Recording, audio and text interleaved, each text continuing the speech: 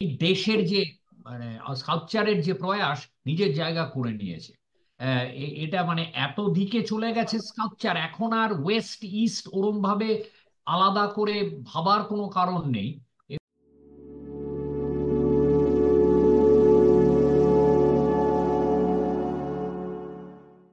আজ আমাদের 10 নম্বর প্রশ্ন ভিত্তিক প্রোগ্রাম, আধুনিক ও সমকালীন ভাস্কর্যের উপর, তার 31তম এবং শেষ পর্ব। একটা বিষয়, একটা নির্দিষ্ট প্রশ্ন উঠলে তা নিয়ে একটা প্রেজেন্টেশন দেওয়া হয়, তারপর সেই প্রেজেন্টেশনের উপর দাঁড়িয়ে আলোচনা হয়।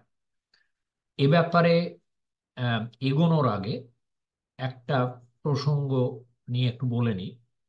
আমরা আহ, ক্ষমা প্রার্থী এই জন্যে যে আগের দিন স্নেহাশিস মাইতির বিশেষ পর্বের দিন এটা বলেছিলাম যে 2 সপ্তাহের মধ্যে আপনারা আজকের এই ভিডিওটা পাবেন। তারপর থেকে আমরা 3 সপ্তাহে যাব, কিন্তু আমরা কাজের চাপের জন্য তা করে উঠতে পারিনি। সেজন্য আপনাদের কাছে ক্ষমা চাইছি। এই 3 সপ্তাহ বাদে স্নেহাশিসের ভিডিও বেরোনোর 3 সপ্তাহ পরে এটা পাচ্ছেন, এবং এবার থেকে এটা আমি আগের দিন বলেছিলাম, আহ 3 সপ্তাহ পরে পরে এই 3 সপ্তাহের বিরতিটাই আমরা মেনে চলব। এখন থেকে আপনারা 3 সপ্তাহ পরে পরে একটা করে ভিডিও পাবেন। আজকে আমার সঙ্গে রয়েছেন মিতালি দাস, রথিন কাঞ্জি, সজল সরকার, আহ, বিশ্বজিৎ মুখার্জি ও নবকুমার চক্রবর্তী। কোনো মন্তব্য বা প্রশ্ন থাকলে কমেন্ট বক্সে লিখবেন, প্রয়োজন হলে আমরা ওখানেই উত্তর দেব।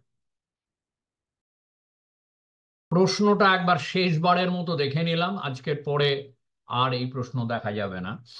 আচ্ছা, আমি যাওয়ার আগে আহ, মানে মূল প্রেজেন্টেশনে যাওয়ার আগে কয়েকটা সংশোধন আছে, সংশোধন এবং সংযোজন আছে আগের দিনের থেকে। একটা হলো এই যে রবীন্দ্র রেড্ডির কাজ দেখাচ্ছিলাম, সেখানে আমি বলেছিলাম নাইজেরিয়ার বেনিন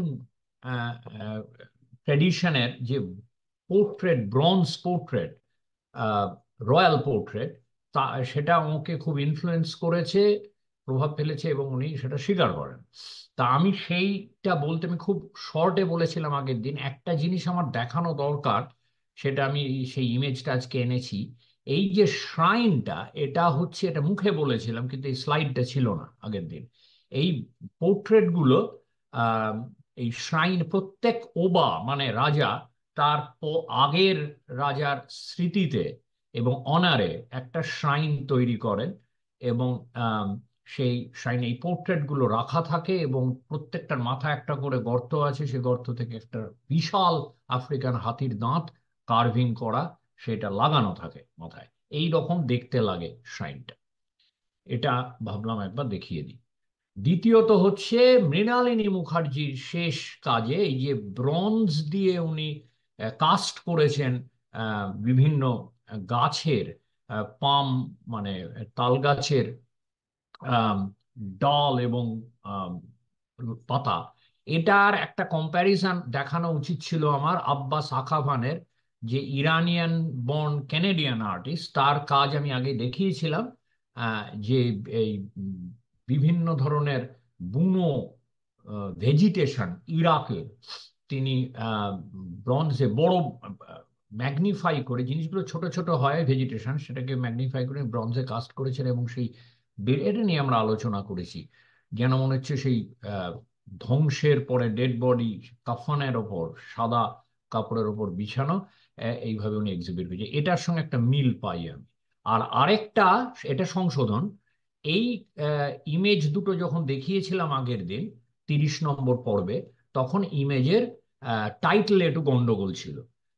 বাঁদিকেরটা হয়ে গিয়ে ডান দিকেরটা হয়ে গিয়েছিল পূজা ইরান্না, বাঁদিকেরটা হয়ে গিয়েছিল ধনরাজ ভগত। ওটা ওই স্লাইড পাল্টানোর সময়, আমি প্রেজেন্টেশন তৈরি করার সময় টাইটেল বদলাতে ভুলে গিয়েছিলাম, তো সেই জন্যে এইটা একবার দেখিয়ে দিলাম। আচ্ছা, তাহলে এবার আমি আজকে শেষ পর্বে করব, আনবো স্কাল্পচারাল ডিসকোর্সের মধ্যে সেই সব আর্টিস্ট যারা আগের দিন আহ, আহ, দেখিয়েছিলাম, আর্টিস্ট যারা আলটিমেটলি অনেক কিছু করছেন কিন্তু মেটেরিয়াল প্রসেস দিয়ে, কিন্তু আলটিমেটলি একটা অবজেক্টকে গ্যালারিতে রাখছেন। এবার দেখাচ্ছি কিছু কাজ যাদের অবজেক্ট থাকতে পারে, কিন্তু অবজেক্টটা বড় কথা না। বড় কথা হচ্ছে স্পেশিয়াল এক্সপিরিয়েন্স, আর্টিস্টের বডি, এবং আলটিমেটলি একটা মানে ইনস্টলেশনের যে ইম্প্যাক্ট, সেটাই বড় কথা। আহ, এটা ভিভান সুন্দরমের যে কাজ, হিস্ট্রি প্রজেক্ট, সেটা নিঃসন্দেহে আহ, আহ, ইন্ডিয়ার প্রথম ওই বড় স্কেলে, মানে আমি দেখাচ্ছি স্কেলটা, ওই স্কেলে প্রথম ইনস্টলেশন প্রজেক্ট। সুতরাং এটা এটা প্রথমেই দেখানো দরকার। ভিভান সুন্দরমের হিস্ট্রি প্রজেক্ট উনি করেছিলেন এটা ভিক্টোরিয়া মেমোরিয়ালে 1998-তে। ম্যাসিভ কাজ। ওই সেন্ট্রাল হল এবং দরবার হল নিয়ে, মানে ওর বোধহয় খুবই, মানে ভিক্টোরিয়াতে যেভাবে মানে নিয়মের কড়াকড়ি, তাতে উনি যে এটা করতে পেরেছিলেন, প্রচুর ওপরতলার অ্যাপ্রুভাল ছিল, কারণ এটা সেন্ট্রাল গভর্নমেন্টের। উনি করেছিলেন। এইটার সমস্যাটা হচ্ছে এটা নিয়ে একটা বইও বেরিয়েছে, আমি বইটা কিনেওছি, হিস্ট্রি প্রজেক্ট বই, এর প্রিপারেশন, এবং তাতে কিছু লোকের এসে, গীতা কাপুর, শিবাজি ব্যানার্জি ইত্যাদির এসে, খুব ভালোভাবে ডকুমেন্টেড এটা। কিন্তু আমি এটার ইন্টারনেটে কোনো রকম ছবি পাচ্ছি না, পাইনি। এটা একটা অদ্ভুত ব্যাপার। বইতে ছবি, বই, ছবিতে ভর্তি বই, কিন্তু ছবিগুলো এমন ভাবে দেওয়া, এক্সপেন্সটা বোঝাতে, 2 পাতা জুড়ে একটা ছবি, এই যে এই ছবিটাই হয়তো 2 পাতা জুড়ে, সেটা তো আমার ওইটা থেকে স্ক্যান করলে মাঝখানে দাগটা থাকবে, আমি সেখানে চেষ্টা করিনি। আহ সেজন্য একটা, আনফরচুনেটলি একটা ইমেজই আমায় রাখতে হবে, এবং এতে খুবই অসম্পূর্ণ একটা আইডিয়া দেওয়া হবে। এটা অনেকে ভুলে গেছে।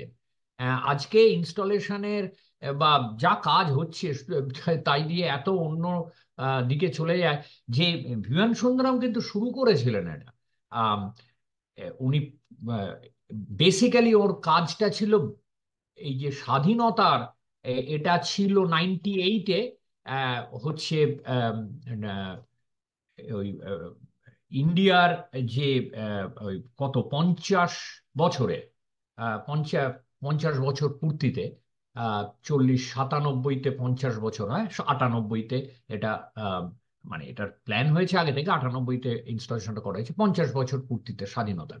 আম, বাংলাদেশ মানে বেঙ্গলের ভূমিকা এই কলোনিয়াল হিস্ট্রিতে এবং স্বাধীনতা সংগ্রামে, উনি ম্যাসিভ ভাবে আহ, একটা রেল লাইন নাকি ট্র্যাক এনে, তাতে একটা মানে একটা সেই আহ, মাথা খোলা বগি, মানে বগি মানে যেগুলো সার্ভিসের জন্য ওটা চড়ে যায় কর্মীরা, সেইটা চাপিয়ে, তার উপর একটা নৌকো চাপিয়ে, তারপরে এটিকে ম্যাসিভ আর্কাইভ করে বিভিন্ন দিকে বিভিন্ন রকম ভাবে এটা আনফোল্ড করেছে।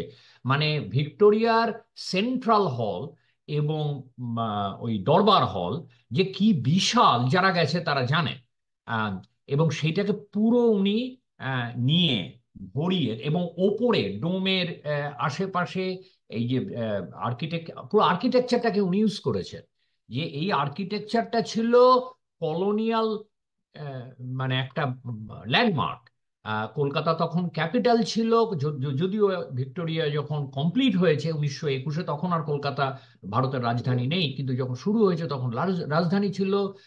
লর্ড কার্জনের নেতৃত্বে এই এখানে আগে প্রেসিডেন্সি জেলটা ছিল এই জমিতে, সেটাকে সরিয়ে ভিক্টোরিয়ার আহ, স্মৃতিতে এটা ইমারতটা তৈরি হয়েছিল। এবং সেইটাকেই উনি, তার যে স্পেসটা, এইটাই আমার কাছে আমার বক্তব্য। আমি জানি না কোথায় একটা ভালো ফিল্ম বা কিছু, নিশ্চয়ই তোলা হয়েছে ভিডিও, কিন্তু আমি সেটা পাইনি। সেই ভিডিওটা দেখলে যে কিভাবে ফাংশন করছে, এটা তো শুধু ঘুরে দেখার না, ইন্টারাক্টিভ অনেক জায়গায়। আম, পুরো আর্কিটেকচারাল স্পেসটাকে নিয়ে হিস্ট্রিকে একেবারে ইন্টারাক্ট করিয়ে ছেড়েছেন দর্শকদের বড় বড় ছবি, আর্কাইভাল মেটেরিয়াল, ক্যাবিনেট এনে মানে লেখা, আহ, একটা সাংঘাতিক বড় ইনস্টলেশন।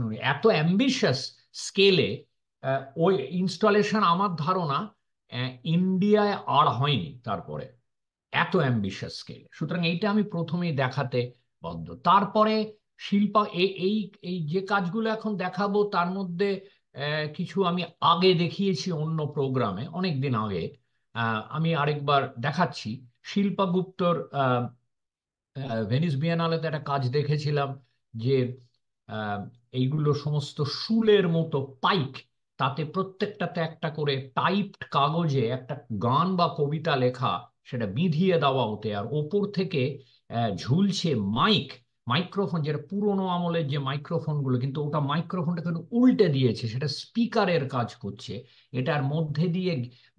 এর আইডিয়াটা হচ্ছে যে উনি বিভিন্ন দেশের বিভিন্ন সময়ের আহ, কবিতা বা গানের জন্য যাদের আহ, মানে জেলে গেছে বা ইভেন মারাও গেছে, মানে কোনো আহ, উম, শোষক শোষক শাসকদের দ্বারা যারা অত্যাচারিত হয়েছে, সেরকম কিছু দৃষ্টান্ত তুলে এনে আম, এবং সেগুলো অনেক সব ইংরেজিতে না, মানে এবং যে ইয়ে হামিং হচ্ছে একটা ভেতরে এই মাইক্রোফোনে, যেটা লাউড স্পিকার, যেটা স্পিকার, আস্তে করে একটা হামিং হচ্ছে, সেটা মাঝে মাঝে হামিংটা গিয়ে কিছু আহ, আহ, কবিতা বা গান শোনা যাচ্ছে। সেটা আমার মানে আমরা যে ল্যাঙ্গুয়েজ বুঝি, যে ভাষা, তাতে নাও হতে পারে। আবার চলে যাচ্ছে, আবার আসে একটা অদ্ভুত পরিবেশ। এবং আম, মাঝে মাঝে ইংরেজিতে একটা ন্যারেটিভ আছে। এটার আমি একটা ভিডিও ক্লিপ দেখাবো। পুরো স্পেসটাকে, এটা ভেনিস বিয়েনালেতে পুরো স্পেসটাকে নিয়ে একটা অদ্ভুত কাজ এটা। For in my tongue I cannot fit. এটা এই রেজিম, যারা মানে ফ্যাসিস্ট রেজিম বা ওই ধরনের অত্যাচারী রেজিমের যারা একদম ক্রিয়েটিভ লোকেদের ওপর যখন আঘাত নেমেছে আর কি, কোনো কবিতা বা গানের জন্য যাদের আহ, মানে বিভিন্ন ধরনের ভোগান্তি হয়েছে আহ, মৃত্যু সময়। আহ, এইভাবে এই যে পড়তে পারি, আমি পড়তে পারি গিয়ে, কিন্তু এইভাবে আমি যাব এই ইয়ের প্যাসেজটার আইএল এর মধ্যে দিয়ে। আহ, এইগুলো অবশ্যই যে শুলে বেঁধানো এই যে লেখাটা, এটা আমার পড়ারটা বড় কথা না। এখানে এই যে মানে শুলে চড়ানো, আমাদের ছিল আগে শুলে চড়ানো, এই যে যে আঘাত, তাকে যে অত্যাচারিত হওয়া বা আঘাত করা, সেইটার প্রতীক অবশ্যই। এখানে আমি একটা ভিডিও চালাই। আচ্ছা, এখানে সাউন্ড না পেলে কিন্তু বলবে।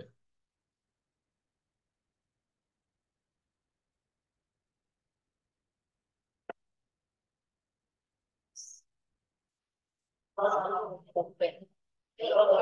Experience and you give birth to watching.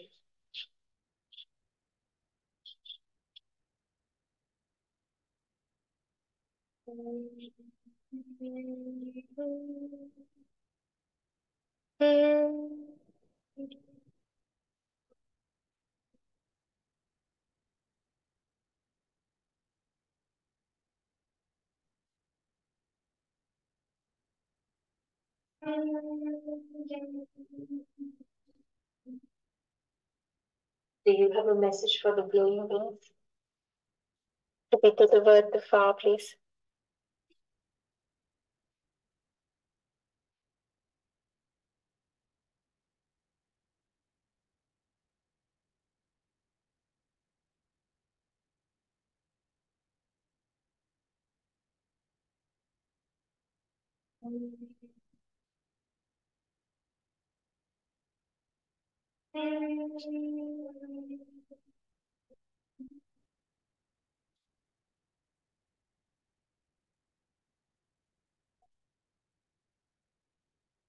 আচ্ছা, আমি অবশ্যই আহ, অবশ্যই এটাকে আমি স্কাল্পচারাল ডিসকোর্সের মধ্যে ফেলবো। স্পেসকে ইউজ করছে, অবজেক্ট তো ইউজ করছে, কিন্তু অবজেক্টটা বড় হয়ে দাঁড়াচ্ছে না সেন্ট্রাল। আগের দিন দেখিয়েছিলাম যাই করুক তারা তারা অবজেক্টের সেন্ট্রালিটি আছে। এখানে সেই বস্তুকে বিকেন্দ্রীকরণ করা হচ্ছে। হেমা উপাধ্যায়ের কাজ আগেও দেখিয়েছি, আরেকবার দেখাচ্ছি। দুটো কাজ, দুটোই আমার মনে হয় খুব জোরালো কাজ। একটা হলো ওই 8x12, এটা বোম্বের ধারাভির বস্তির একটা অ্যাভারেজ ঘর, সেটাকে নিয়ে, এবং সেই ঘরটাকে একেবারে ওপর দুই পাশের দেয়াল, ভর্তি এই এই যে ধারাবি ডান দিকে, বম্বে যেতে যে কন্ট্রাস্ট, ধারাবি এবং খুব কালারফুল এই নীল চাল, আহ, আহ, বাড়ির চাল, এইটাকে সিমিউলেট করেছে এবং এমন মেটেরিয়াল ইউজ করেছে যে আম, যেগুলো ওই ধারাবিতে বাসস্থান তৈরি করার জন্য টিন, অ্যালুমিনিয়াম, টারপুলিন, প্লাস্টিক ইত্যাদি যেগুলো এই ব্যবহার করা হয় এটার ভেতরে ঢুকলে। আর এই যে আলোটা একটা মানে এটার ইন্ডিকেশন হচ্ছে এটা একটা রানওয়ে, রানওয়ের আলো, কারণ যখন বোম্বেতে ফ্লাইট নামে ধারাবি দেখা যায়। আহ, খেয়াল করে দেখলে ধারাবি দেখা যায়। তা আর মাঝখান দিয়ে ওই যে আর্টারি গুলো, যে বড় রাস্তাগুলোর ফাঁক রেখেছে, একটা খুবই জোরালো কাজ এটা। আহ, মানে এটার মধ্যে ঢুকলে একই সঙ্গে একটা ক্লস্ট্রোফোবিয়া হয়। এইখানে ডিটেল গুলো অদ্ভুতভাবে ডিটেল গুলো করেছে।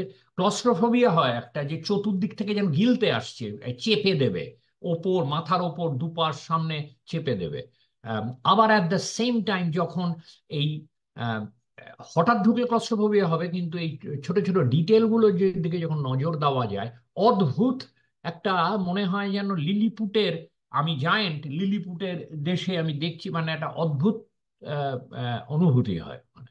আম, এইটা আমার মনে হয় একটা স্পেসকে কিভাবে হ্যান্ডেল করতে। স্পেস মানে দু রকম স্পেস, একটা হচ্ছে যে বাসস্থানের স্পেস, যে বাইরে যেটাকে দেখাচ্ছে, যে যে যে এটা এটা যে কোনো মানে পশ্চিমের লোকটোকের কাছে একটা, এগুলো যে মানুষ থাকে, আহ, যে কত মানুষ থাকতে পারে একটা জায়গার একটা ডেফিনিট জায়গার মধ্যে, এটা একটা অভাবনীয় অভিজ্ঞতা তাদের কাছে। তার মধ্যে তো হাই রাইজ গুলো আছে, সেই স্পেসটা যেটা সাব বিষয়ের স্পেস। আরেকটা যে স্পেশিয়াল জায়গায় গ্যালারিতে এটাকে যেভাবে হ্যান্ডেল করেছে, আম, এটারও একটা ভিডিও ক্লিপ আছে। এটা দিয়ে যেন মনে হয় যে একটা, কখনো মনে হয় আমরা এরিয়াল ভিউ দেখছি যেন প্লেনে নামছি, কখনো মনে হয় যেন আমি ঢুকে যাচ্ছি ওর মধ্যে। আম, একটা অদ্ভুত ফিলিং। আর পার্টিকুলারলি যে সিলিং এর গুলো এরকম করে তাকালে, তাকিয়ে থাকলে মনে হয় পড়বে গায়ে, এই ফিলিংটা। আবার যখন দেখতে দেখতে একটা সময় মনে হতো খেলনা, যে আমার কোনো মানে আমার কোনো অস্বস্তিটা চলে যায় যখন দেখি, যখন মনে হয় এগুলো তো ছোট ছোট বাড়ি, খেলনা, বাচ্চাদের খেলনার মতো।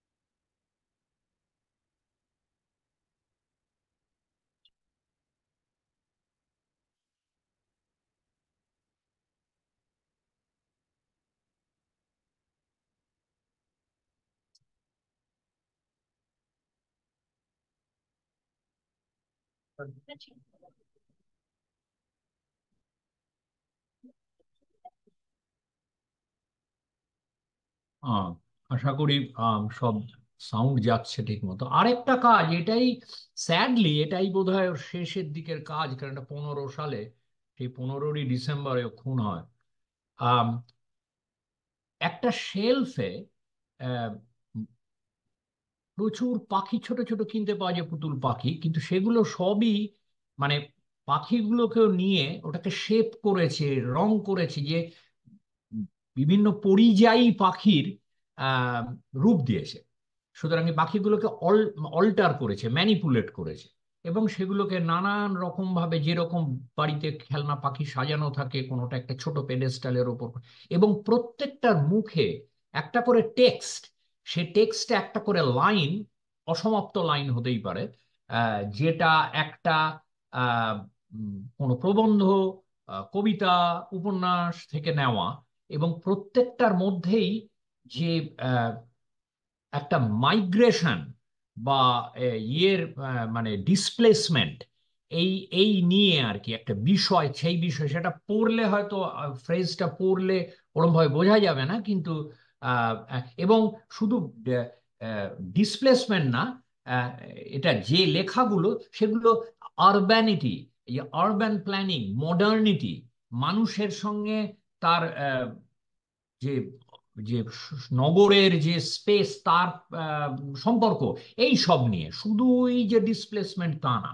আম, এটা একটা অদ্ভুত একটা মানে, এবং খুব ভিড় সেখানে। পড়াটা এখানে বড় কথা না, আমরা একটা দুটো টুকরো এরকম এই যেগুলো স্ট্রিপ মুখে ধরে আছে, আহ, সেখানে তো সব পড়তে পারবো না, ওটা বেঁকে আছে, এটা বড় কথা না, কিন্তু এখানে একটা আভাস পাওয়া যাবে এই সবগুলোর মধ্যেই একটা করে ওই রেফারেন্স আছে, সেইরকম ভাবেই জোগাড়, মানে সেরকম ভাবেই নিয়ে সিলেক্ট করেছে আর কি কোটেশন গুলো।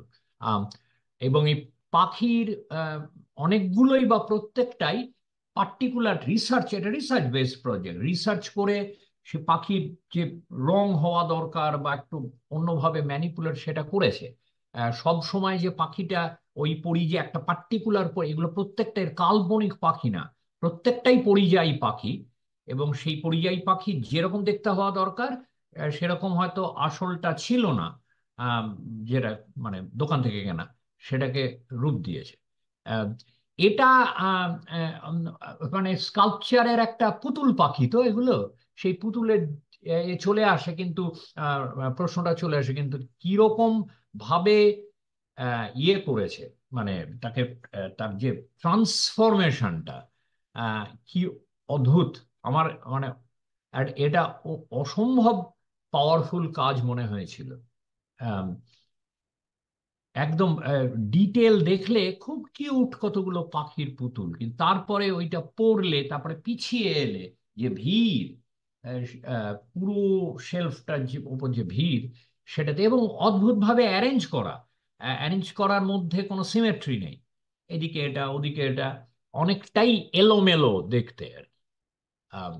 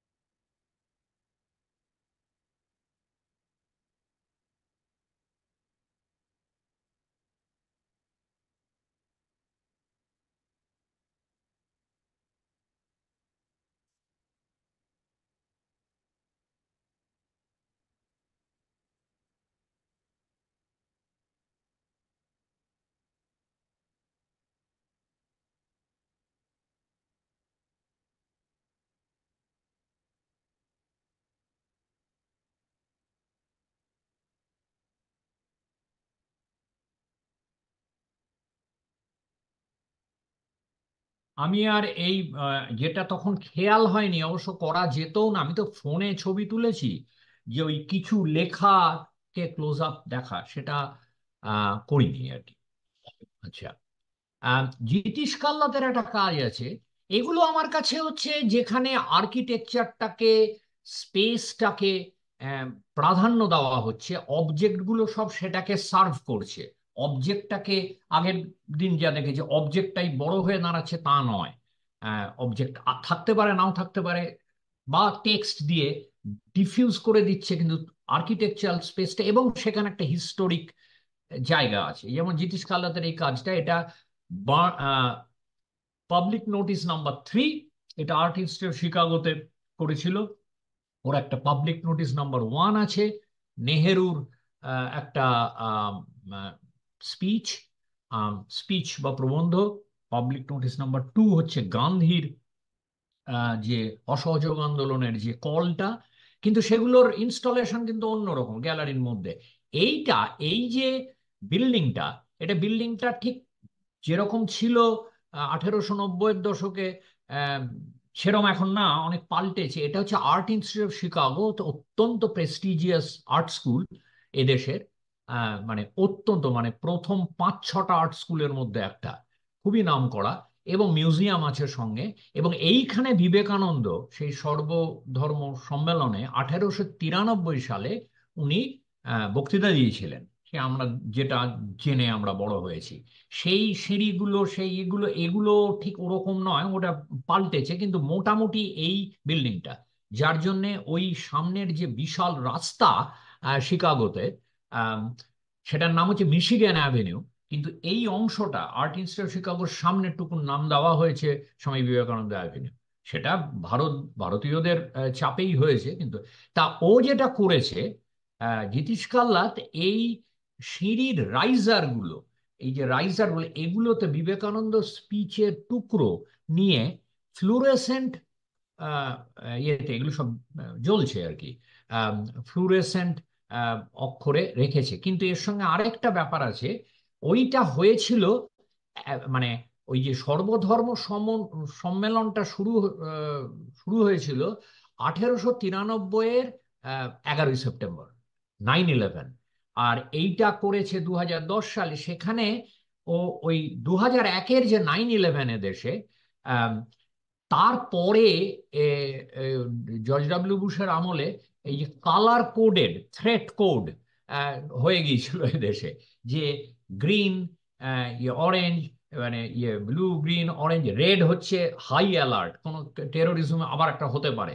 আমাদের পুরো জীবন যাত্রা এদেশে চালিত হতো তখন ওই কালার কোড দিয়ে, ট্রাফিক লাইটের মতো কোড বদলে গেলে এটা আজকে হাই লেভেল থ্রেট, একটা অরেঞ্জ আছে আজকে, মানে অদ্ভুত একটা সময় গেছে। ওই যে কালার কোডের একটা, সব মিলিয়ে কিন্তু রেনবো, সব মিলিয়ে ব্যাপারটা আছে রামধনু। কিন্তু রামধনু তো আমাদের মাথা খারাপ করে দিয়েছে তখন প্রত্যেক। আজকে আবার খবরে কি বলবে, যে এটা কমলা না লালে চলে গেল, না হলুদে আছে, হলুদে আছে, মানে সাবধান থাকো, কিন্তু এখনো অত বিচলিত হওয়ার কিছু নেই এরকম। সেই জন্য ওই রংগুলোকে ব্যবহার করেছে টেক্সটে, যে একদিকে হচ্ছে বিবেকানন্দর মানে বক্তৃতা শান্তি এবং সম্প্রীতির, আর সেখানে এই যে পুরো জিনিসটা একটা হেট্রেডের জায়গায়, যারা 9/11 ঘটিয়েছে তাদেরও হেট্রেড, আবার তাদের ইসলামোফোবিয়া বেড়ে গেল, তারপর সব মিলিয়ে যে সম্প্রীতির উল্টো দিকে যাচ্ছে এই জায়গা থেকে। এবং এই সাইটটাকে আমার মনে হয়েছে এটা বেশ ইন্টারেস্টিং কাজ, যে ওই সাইটে, এটা অন্য জায়গায় করলে হবে না ওই। এবং ও বলছে যে এটা লিনিয়ার নয়, টেক্সটটা লিনিয়ার নয়, টুকরো টুকরো। এবং আমি যখন উঠছি তখন আমি এই টেক্সটটাকে পড়তে পড়তে কিছু চোখ গ্লিম্পস, এটা হচ্ছে যে মানে টুকরো ফ্র্যাগমেন্ট, কিন্তু যখন নামছি তখন কিন্তু এটা দেখতে পাচ্ছি না। তখন শুধু প্রত্যেকটা সিঁড়িতে তার আগের রাইজারটার আলোটা পড়ছে একটু, একটা একটা আলোকিত সিঁড়ি।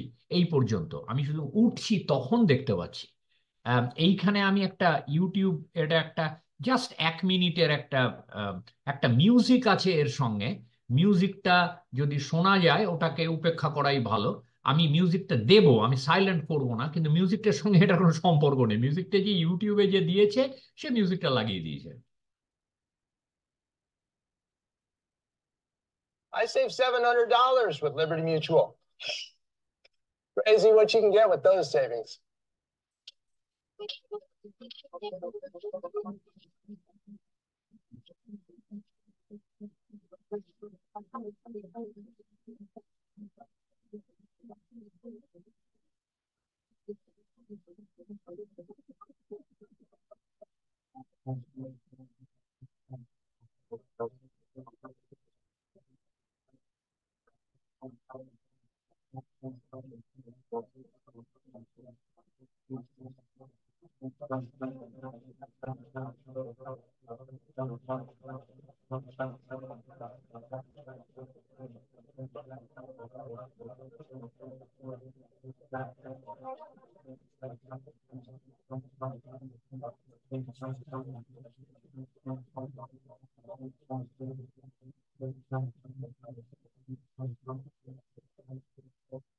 তো এই ইয়েটা হচ্ছে ওই বুদ্ধের মূর্তিটা হচ্ছে সামনে থাকে, সুতরাং ওইখান দিয়ে মানে একটা খুব সেই দিক থেকেও এই স্পটটা খুব ইন্টারেস্টিং আর কি।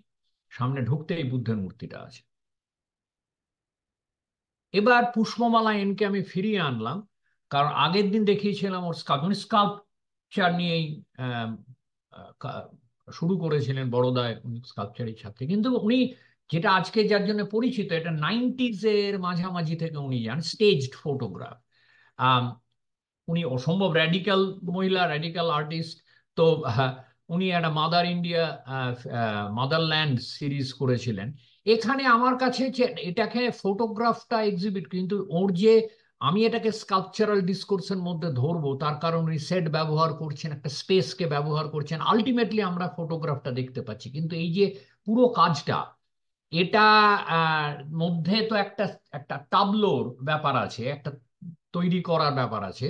সেই জায়গা থেকে এটা আমরা আলটিমেটলি স্কাল্পচারাল জায়গাটার ছবি দেখছি, কিন্তু আমি তো এটা স্কাল্পচার বলছি না। আমি তো অনেক আগেই বলে দিয়েছি যে যে সব কাজের মধ্যে আমি গত কিছুদিন ঢুকেছি এই প্রোগ্রামে, সেগুলো স্কাল্পচার বলার একটা বোকামি। স্কাল্পচারাল ডিসকোর্স, ডিসকোর্স কি সেটা বুঝতে হবে প্রথমে। এটা তো স্কাল্পচার তো এখন আমার কাছে আর মাধ্যম না, এটা একটা ডিসকোর্স। পেইন্টিং একটা মাধ্যম, স্কাল্পচার একটা ডিসকোর্স। সেই স্কাল্পচারাল ডিসকোর্সের মধ্যে এটা অবশ্যই পড়ছে আমার মনে হয়। কিন্তু একটা জিনিস আমার খুব খারাপ লাগে, কোনো ইন্টারভিউতে উনি সিন্ডি শেরম্যানের যে ফিল্ম স্টিলস, যেটাও আমি দেখিয়েছি এই প্রোগ্রামে আগে, সেটার কথা উনি স্বীকার করেননি। এখন ব্যাপারটা হচ্ছে, আমি এটা বিশ্বাস করা কঠিন সিন্ডি শেরম্যানের ফিল্ম স্টিলস একটা যুগান্তকারী প্রজেক্ট, যেটা 78-79 এই সময়টা বেরোয়, সেটা উনি জানেন না। উনি অসম্ভব নলেজেবল আর্টিস্ট এবং উনি র্যাডিক্যাল, সেখানে জানেন না, এটা আমি মনে করি, বিশ্বাস করা কঠিন। এখন জানলেও আমি কি সেটাকে কনসাসলি ফলো করছি? না, হতেই পারে সচেতনভাবে সেটা ফলো, কিন্তু যদি ইভেন যদি ধরেও নি উনি জানতেন না, সিন্ডি শেরম্যানের নামই শোনেননি, এটা বিশ্বাস করা কঠিন, কিন্তু ধরা যাক শোনেননি, তাহলেও যখন আজকে দাঁড়িয়ে ওর এই স্টেজ ফটোগ্রাফ, মানে আমি যেটা বলতে চাইছি, আজকে দাঁড়িয়ে যাদের এই ধরনের কাজ সামনে আসছে, তাদের সিন্ডি শেরম্যানের ইয়েটা, আমি সিন্ডি শেরম্যানকে ভেবে করেছি কিনা বড় কথা না, অ্যাকনলেজ করা উচিত যে এই ধরনের কাজ আমার আগে অমুক করেছেন। সেটা উনি কিন্তু, আমি অন্তত একটা ভালো মতো ইন্টারভিউ দেখেছি, উনি আহ, একটা কেন দুটো একটা প্রেজেন্টেশন উনি স্বীকার করেননি। তা সিন্ডি শেরম্যানের কাজে আমি বলেছিলাম যে স্কাল্পচারাল ডিসকোর্সের জায়গাটা আমি একটু একটু স্ট্রেচ করতে হবে, কারণ এই দুটোর মধ্যে তফাৎটা হচ্ছে, আহ, উনি নিজে সেজেছেন মাদারে, একেবারে সিন্ডি শেরম্যান যেমন নিজে ক্যারেক্টারটা সাজছেন উনি সেজেছেন না, কিন্তু এখানে যে উনি যে পেছনে পেন্টিং এর যে সেট মানে ব্যাকড্রপটা দিয়েছেন, ইয়ে একটা ফোক দেখতে একটা সিংহ, আহ, এগুলো তো অবজেক্ট উনি ইউজ করছেন, তারপর তার ছবি তোলা হচ্ছে। সিন্ডি শেরম্যানের ক্ষেত্রে তাই অবজেক্ট ইউজ করছে, কিন্তু দুটোর উদ্দেশ্য তফাৎ আছে। সিন্ডি শেরম্যানের জিনিসগুলো হচ্ছে ফিল্ম স্টিলস, মানে সিনেমা হলের লবিতে আগে যে সিনেমার যে স্ন্যাপশট থাকতো, যেন তাই যেন তাই এরকম একটা জগৎ উনি তৈরি করছে। এগুলো কিন্তু কোনো পার্টিকুলার ফিল্মের অংশ নয়। এটা হচ্ছে ওই হলিউডের ওই টিপিক্যাল সেন্টিমেন্টাল ছবির বি মুভি যেগুলোকে বলে 40-50-এর দশকে, সেগুলোকে ভেবে করা, কোনো পার্টিকুলার ফ্রেম নিয়ে করা না। এখন সেক্ষেত্রে তাহলে এই অবজেক্ট আর স্পেসের সঙ্গে আমার কাছে রিলেশনশিপটা এটাতে আরেকটু দূরে চলে যাচ্ছে সিন্ডি শেরম্যানের ক্ষেত্রে। কেননা ওর উদ্দেশ্য হচ্ছে ফিল্মকে সিমুলেট করা, সিমালাক্রাম তৈরি করা, বি মুভির সিমালাক্রাম তৈরি করা। সেখানে ফিল্ম ও 2 ডিমেনশনাল, যেটা 3 ডিমেনশনাল জগতের কথা বলে, দ্বিমাত্রিক, কিন্তু নিজে তো দ্বিমাত্রিক, সেই দ্বিমাত্রিকতাকেই উনি সিমিউলেট করছেন। কিন্তু ডান দিকেরটা, আমি যদি এই ফটোটার পিছনে নেপথ্যে যাই, আমি ইমিডিয়েটলি কতগুলো অবজেক্ট পাবো যেগুলো দিয়ে উনি যা করছেন এই পতাকা, এই যে এই যে সামনে গাছ, সিংহ, এটা কোনো একটা ফিল্মকে ভাবছেন না, মানে কোনো দ্বিমাত্রিকতার কথা ভাবছেন না, উনি সেজে বসে এটা তৈরি করছে। সেখানে স্কালপচারাল যে জায়গাটা আমার কাছে বিষয়ের দিক থেকে, তুই বলবে যে ফটোগ্রাফের, সিন্ডিশন ফটোগ্রাফের ক্ষেত্রেও তো আমি যদি এই সেটটা ধরি, সেখানে তো ওই অবজেক্টগুলো রয়েছে, হ্যাঁ, কিন্তু ওর বিষয়টা হচ্ছে, এটা যদি বুঝতে অসুবিধা আমরা আলোচনার সময় আলোচনা করতে পারি, বিষয়টা হচ্ছে ফিল্ম, আর ডান দিকে বিষয়টা হচ্ছে আহ, মানে এই যে মাদারল্যান্ডে যে ভারত মাতা বসে আছে, এই বিষয় যে এখানে কোনো ফিল্মের, চলচ্চিত্রের দ্বিমাত্রিকতার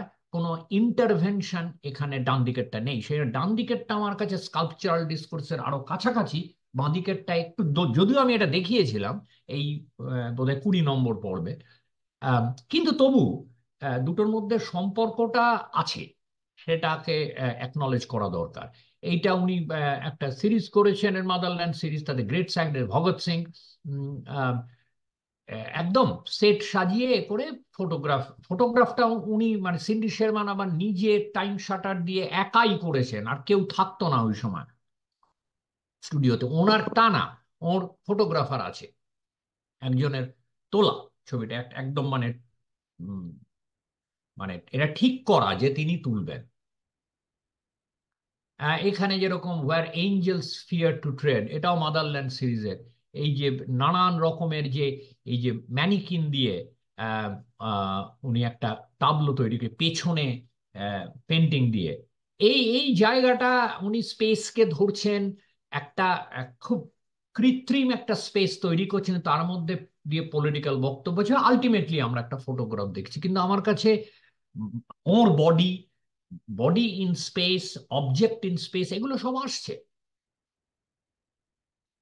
উনি, এবার বলি যে উনি কিছু ছবি থেকে করেছেন, যেরকম রবি বর্মার ডান দিকের ছবিটা, কিচক এবং সৈরন্ধ্রী, সেই দ্রৌপদীকে মলেস্ট করতে গিয়ে তারপরে ভীম মেরে ফেলে তাকে, উনি ডান দিকেরটা রাজা রবি বর্মার ছবি, আর বাঁ দিকেরটা উনি করেছেন ওটার।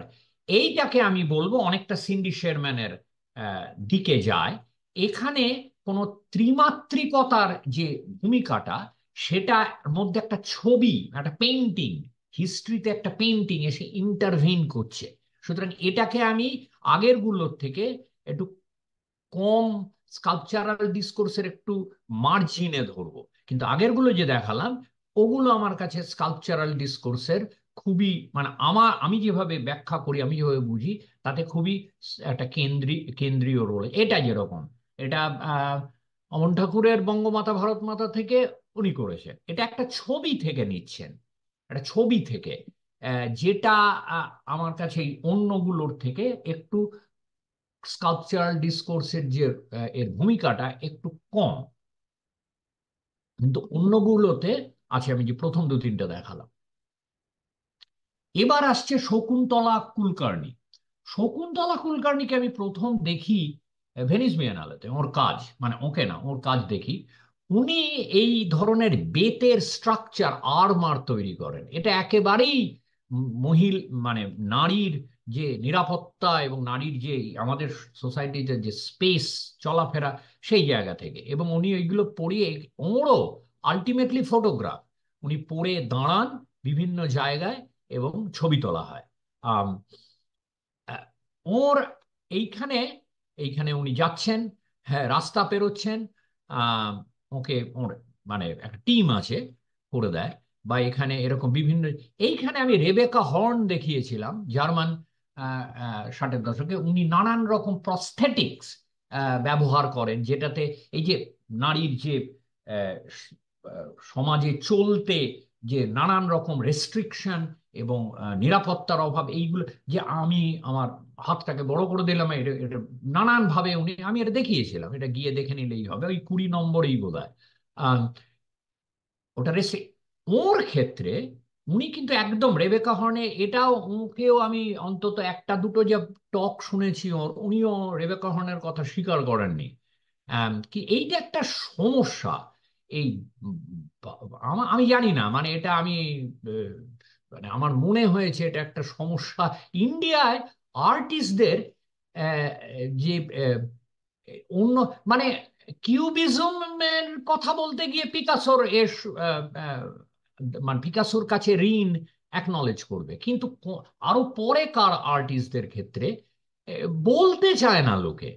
মানে দ্বিতীয় বিশ্বযুদ্ধে পরে কার কোনো আর্টিস্ট থেকে যদি আমি মানে প্রভাবিত হয়ে থাকি, আমি তো মানে ওর যে এটা তো পুরো কমপ্লিটলি অন্য, এটা ইন্ডিয়ার পেছনে সেটিং অন্য, রেবেকা হর্ন গ্যালারিতে করছেন।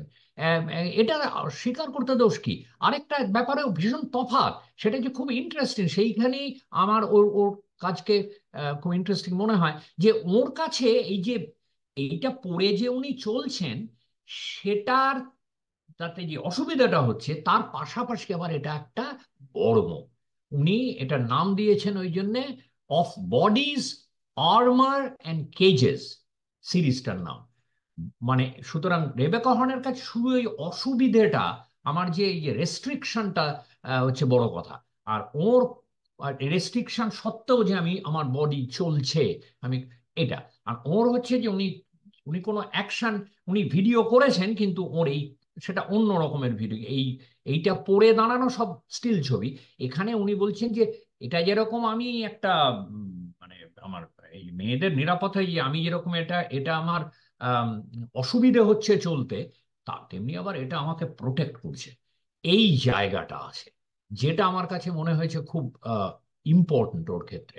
তো সুতরাং সেখানে আমি তো ভীষণভাবে এটার পাচ্ছি। আমি এই যে অনুপ্রাণিত, এই মুশকিলটা হচ্ছে এই আমাদের এই রাজনীতি ফাজনীতিতে অন্তত পশ্চিম বাংলায় অনুপ্রাণিত শব্দটাকে এমন পণ্য করে দেওয়া হয়েছে, আহ, আহ, এটা লোকে আর ব্যবহার করতেই ভয় পায়। এটা অনুপ্রাণিত বলতেও হবে না, আমার রেফারেন্স, যে আমি একজনের কাজ এই রেফারেন্স আমার অসুবিধে কি? তিনি আগে, আমি যদি তার কথা ভেবে নাও অচেতন হলেও এখন আমি দেখছি রেফারেন্স তো আহ, এইখানে উনি মানে এবং খুব, আমি একটা ভিডিও আছে, এটা 11 মিনিটের, আমি 11 মিনিট চালাবো না, আমি একটু স্কিপ করে করে দেখাবো। আহ, এখানে ওর যে প্রসেসটা আর কি, তৈরির প্রসেসটা, আমি একটা জিনিস জানি না, উনি এগুলো তোমরা কেউ জানলে বলো, উনি এগুলো নিজে তৈরি করেন, আমরা তৈরি করান বেতের, সবই বেতের তৈরি, অদ্ভুত ইলাবোরেট সমস্ত আহ, এই কস্টিউমগুলো। এটা আমি একটু পেরিয়ে গিয়ে গিয়ে দেখাবো। As I'm in the midst of applying for residency right now, wish me luck. Grammarly has again been a lifesaver with my application. আমি হয়তো 11 মিনিটের মধ্যে 4 মিনিট 4-5 প্লে করব।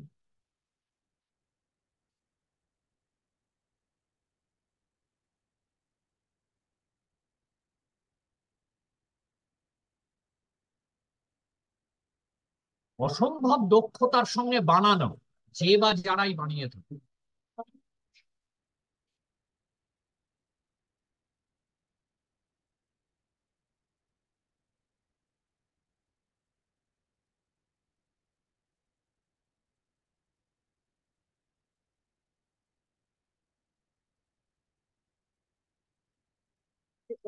One, two, three, four, five, six, seven, eight.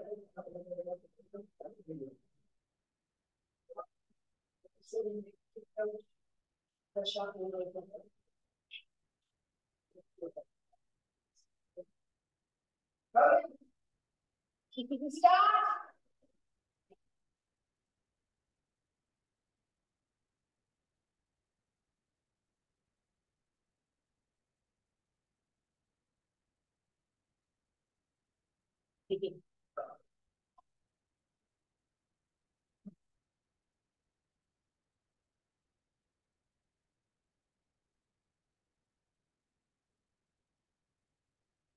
Stop.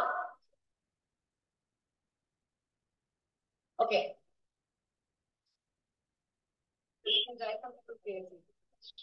Let's see how she looks.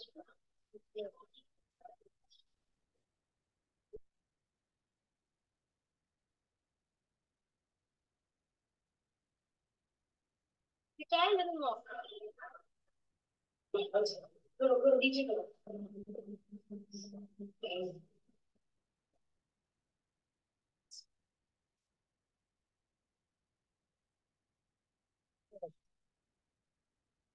এটা জুহু বিচে।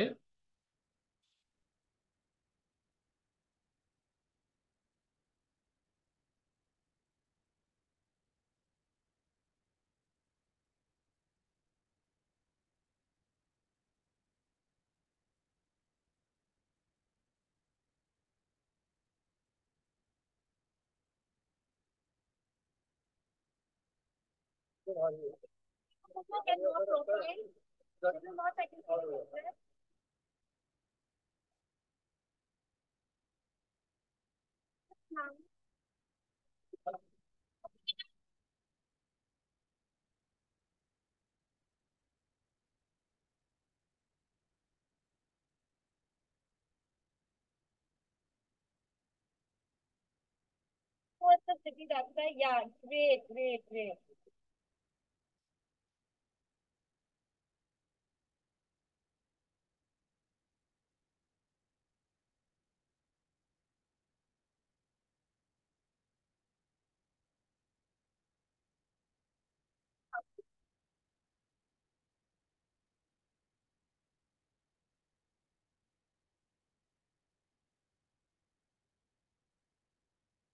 It was fantastic.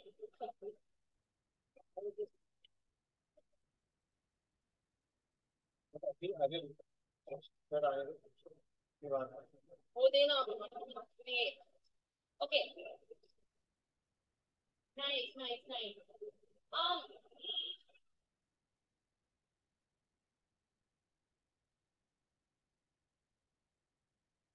nice little bending forward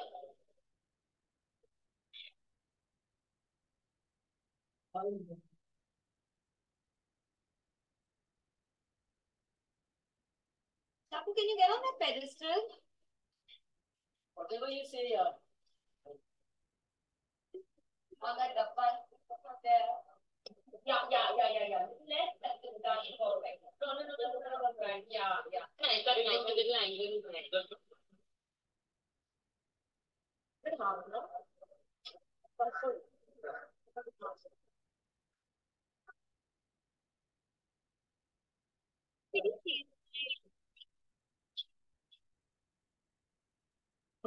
Sorry, Chapu, give me 1 second.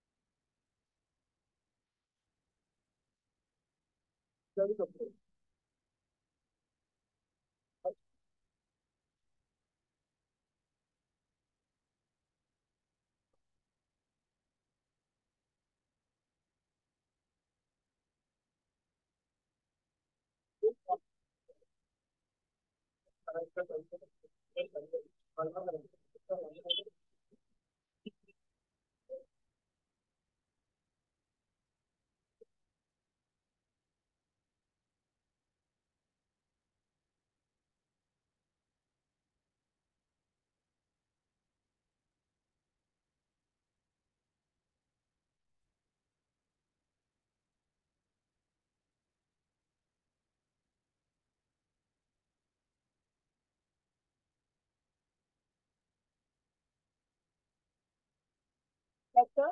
Yeah. Hey, Auntie Girlie. Okay, Panta.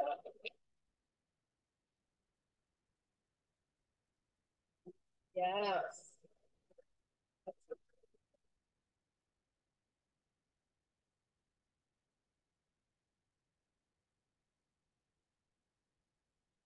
Wow.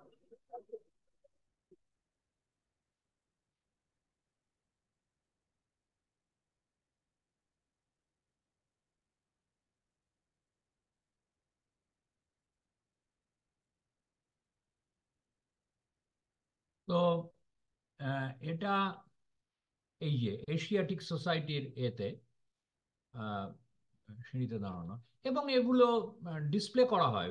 Venice বিয়েনালেতেও displayed ছিল as objects, যেটা আম, Rebecca এই যে ইয়েগুলো, head gear গুলো, এটা উনি বলেছেন যে অনেক সময় উনি অ্যালাউ করেছেন ভিজিটারদের পড়তে, অনেকে ইন্টারেস্টিং মানে অনেকে কমফোর্টেবল ফিল করেছে, অনেকে ক্লস্ট্রোফোবিক ফিল করেছে ইত্যাদি আর কি। বলে এগুলো অ্যাজ অবজেক্ট, অ্যাজ মানে স্কাল্পচারাল অবজেক্ট এক্সিবিট করা হয়, যেটা এই রেবেকা হর্নের এটার সঙ্গে মেলে।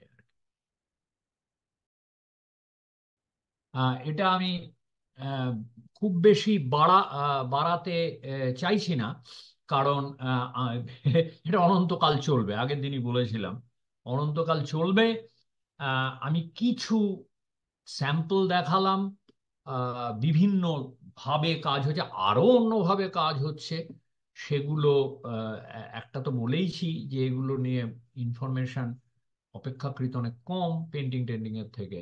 তারপরে এই ধরনের কাজ যেরকম ভিভান সুন্দরমেরটা খুব ওয়েল ডকুমেন্টেড, মানে ছবির দিক থেকে না, লেখা টেখা আছে বলে তাও বোঝা যায়। কিন্তু এগুলো যদি খুব ভালো ইনফরমেশন না পাই, তাহলে বলাটা একটু বিপদ, কারণ আমি কি বলছি হয়তো ভুল বলছি, যে এটা তো স্পেস নিয়ে কাজ, ওর হয়তো সেন্ট্রালি অবজেক্ট নেই কোনো। তো সেই জন্য আমি ভাবলাম এটাকে শেষ করতে হবে প্রোগ্রামটা, এটাই শেষ পর্বের শেষ ভাগ। এবার আমরা আলোচনা করতে পারি আর কি, যদি কিছু বলার থাকে লোকের। দেখি কিছু অবজারভেশন যদি থাকে, কারণ এই কাজগুলো আজকে যেগুলো দেখলাম সেগুলো অনেকেরই দেখা আর কি। এখানে যারা আছি আমরা অনেকেরই দেখা। আমি এটার মানে এই শকুন্তলা কুলকার্নির কাজের ব্যাপারে পরিচিত মোটামুটি ভালোভাবেই। হ্যাঁ, আমি ওনার কিছু ড্রয়িং আর এসবের সঙ্গে পরিচিত অনেকটা বেশি ছিলাম। মানে মানে ওনার পেন্টিং এর সাইডে মানে কথাবার্তা হয়েছিল। তবে এই কাজগুলো আমি তখন এটা দিন দেখিনি কিরে, এগুলো তো খুব ইন্টারেস্টিং কাজ। এটা ভেনিস বিয়েনালে ছিল, তাই না? তাই না? হ্যাঁ, উনিশের হ্যাঁ, উনিশের বিয়েনালেতে ছিল। হ্যাঁ, লাস্ট ওটাই বোধহয় হয়েছিল, ওর পরে তো আর হয়নি না, হয়েছে এবছরে তো। হয়েছে, 22-এ হ্যাঁ, হয়েছে, এখন তো 22-24 জোর সংখ্যার বছরে হয়ে গেছে। 20-21 হয়নি, 21-এ হয়নি, 22-এ হয়েছে, তারপর 24-26-এ হবে। এটা ছিল 19-এ। হ্যাঁ, এটা 19, ঠিক কোভিড আচ্ছা, এর আগে আমি গিয়েছিলাম যেটা। আচ্ছা, আচ্ছা। আহ কাজের তো একটা অফকোর্স একটা আলাদা মানে মানে পরিষ্কার সোজা সোজা ডায়লগই রয়েছে, মানে যেটা নারী সুরক্ষা, সোসাইটির যে ডমিনেশন, মেল ডমিনেশন, সমস্ত কিছুকে নিয়ে যে একদম পরিষ্কার বক্তব্য রয়েছে, পরিষ্কার স্টেটমেন্ট রয়েছে। কিন্তু উনি যে বেতের যে পেইন গুলোকে যেভাবে উনি ইউজ করেছেন আর্টিজানদের দিয়ে, যাদেরকে দিয়ে মানে এই এই লোকাল ক্রাফটসম্যানদের দিয়ে, সেটা খুব ইন্টারেস্টিং। এবং সেটা ইন্ডিয়ান ওই এসেন্সটা রয়েছে, সেই ক্রাফটসম্যানশিপের এঙ্গেজমেন্টটা রয়েছে। অফকোর্স ভালো, খুবই ভালো ভালো কাজ। আর আমি আমি শিওর উনি করিয়েছেন ওগুলো, যারা করে হ্যাঁ, এই হ্যাঁ, কাজ। এগুলো সব এই তুমি যে দেখলে এই যে হেমার কাজ, এগুলো সব ওদের টিম আছে যাদেরকে ডিজাইন দিয়ে বসিয়ে এগুলো করানো। বম্বের অনেক আর্টিস্টই আছে আমি যাদেরকে পার্সোনালিও চিনি। তাদের টিম আছে 10 জন, 12 জন, 15 জন, নানা রকমের সব টিম আছে, এবং সেইভাবেই কাজকর্ম করে। এবং এরা অনেক বেশি অন্য জায়গায় সোশ্যালি তুমি সবসময় সব জায়গায় দেখতে পারবে এদেরকে কাজ। এরা নিজের হাতে বসে বসে কোনো কাজ করেছে, জাস্ট কনসেপ্টটা দিচ্ছে, কনসেপ্ট দিয়ে লোকজনকে দিয়ে কাজ করানো হচ্ছে। তা ঠিক আছে, সেটা তো নর্মাল ব্যাপার, সেটা নিয়ে কোনো রকমের কথা নেই। হিমার এই কাজটাও খুব খুবই মানে ভালো, মানে যে ওই 8x12 ফিটের যে কাজটা, যেটার নাম নাম হচ্ছে 8x12, তাই তো? হ্যাঁ, হ্যাঁ, সেটা আগের দিন আমি বলছিলাম যে ওই ওই প্রসঙ্গে যে স্নেহাশিস একটা কাজ করেছিল, যে প্রসঙ্গে আমি কথাটা বলছিলাম, এই কাজটাকে রেফার করেই বলছিলাম আর কি।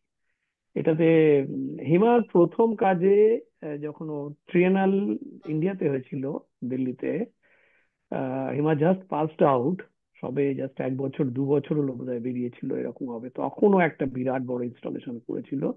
সেটা ছিল অনেক আরশোলা কে বানিয়েছিল। আরশোলা বানিয়ে ফ্লোর থেকে তুলে সেটাকে একদম ওয়াল কে একটা কর্নার কে কভার করেছিল, অনেক বড় সাইজের একটা এরিয়া নিয়ে। খুবই খুব ইন্টারেক্টিভ, খুবই ভালো, অন্য রকমের এনগেজমেন্ট ছিল সেই কাজের মধ্যে। তারপরে আমার কাজের মধ্যে অনেক মানে অনেক চেঞ্জ হয়, কিন্তু তো প্রিন্ট মেকিং এর ছিল, পরবর্তীকালে অনেক চেঞ্জ হয় এবং সেটা খুবই ভালো জায়গায় গেছে। বাকিরা একটা তো করে কথা বললে এই কন্টেক্সটে তাহলে আলোচনাটা করা যেতে পারে আমার মনে হয়। হ্যাঁ, ইয়ের এই বিমানের এই পুরো শোটা আমি দেখেছিলাম অনেক বছর আগে, আমার মনে আছে। সেটা পেল্লাই ব্যাপার, মানে ওই যে ওই ওই রেলওয়ে ট্র্যাককে ভেতরে রাখা, তার মধ্যে ওই একটা গাড়িকে, আর ওভারঅল মানে একটা পেল্লাই ব্যাপার, জাইগেন্টিক, মানে কি বলবো আর কি, সমস্ত কিছু মিলিয়ে তখন অত কিছু কনসেপচুয়াল জায়গাটা বুঝতাম না, কিন্তু মানে এটা পুরো মাথাটাকে মানে এ করে ফেলেছিল, ছেড়ে নিয়েছিল। এনিওয়ে, বাকিদের কথাবার্তা শুনি। হ্যাঁ, এটা আমারও একটা উম, মানে দেখেছিলাম বিপানের এই কাজটা খুব ইন্টারেস্টিং। অনেক টেলিভিশন ছিল এবং অনেক কিছু মানে ইন্টারেস্টিং অবজেক্ট যেগুলো ছিল, আর তখন তো আমরা অনেক ইয়াং ছিলাম এবং বুঝলামও না অত কিছু, but it was overall was a grand project, মানে হিউজ। আমি পরবর্তীকালে সব কাজ দেখেছি সেগুলো মানে খুবই ইন্টারেস্টিং, মানে ওই ধরনের কাজগুলো করা আহ, মানে স্পেসটা ভীষণ ভাবে ডমিনেট করে, ওই রকম স্পেস পেলেই দুর্ভাগ্যবশত হয়তো কাজটা করবে। বিদেশে থাকার জন্য আমি এই সবগুলো তো মিস করে, কলকাতায় হয়েছে, অথচ আমি তখন ছিলাম না কলকাতায়। তো কিন্তু আমি আশা করি এটা মানে গত 31টা পর্বে আমি যেটা বলার চেষ্টা করেছি যে স্কাল্পচার হচ্ছে একটা ডিসকোর্স মিডিয়াম, না আশা করি সেটা দর্শক রা বুঝবেন। আহ, মানে এটার স্কাল্পচারের যে ভেঙে যাওয়া, সেটাই স্কাল্পচারের মানে ভার্চু আজকে, যেটা বহু স্কাল্পটারই বোঝেন না। তারা এখনো স্কাল্পচার বলতে এটা সলিড অবজেক্ট, ওই পাথর কাটা, ওই ব্রোঞ্জ কাস্টিং ওর মধ্যেই আছে, এবং স্কাল্পচার বলতে তারা ওটাই বোঝেন।